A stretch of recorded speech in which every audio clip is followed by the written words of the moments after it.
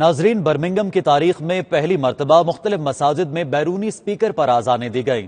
Corona virus کے باعث مسلم community نے رمضان المبارک کے بابرکت مہینے میں عبادات گھر میں ہی ادا کی، جس کے باعث برمنگھم سٹی کونسل نے مسلم کمیونٹی سے اظہار یکجہتی کرتے ہوئے پہلی مرتبہ بیرونی سپیکر پر آذان کی اجازت دی۔ احوال جانتے ہیں برمنگھم سے عابد کاظمی کی رپورٹ میں۔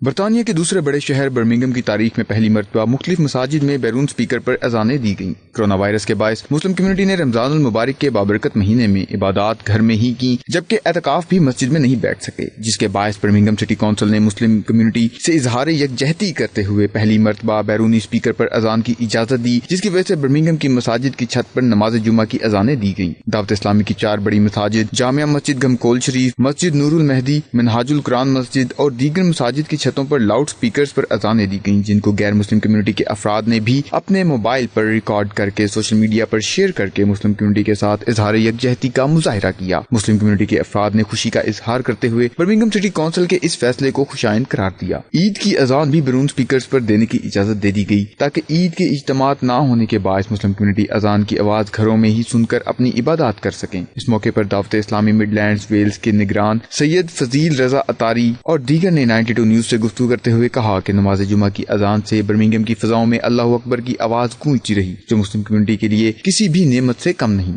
یہ بہت اچھا اقدام ہے جس سے اتحاد و یکجہتی کا میسج ڈیلیور ہوا۔ بیرون سپیکرز پر اذان برمنگھم کی تاریخ میں پہلا موقع ہے جو لاک ڈاؤن کے دوران مسلم کمیونٹی کے ساتھ اظہار یکجہتی کے لیے اپنایا گیا، جس کو تمام کمیونٹیز نے خوشائند قرار دیا۔ عابد کاظمی، 92 نیوز، برمنگھم۔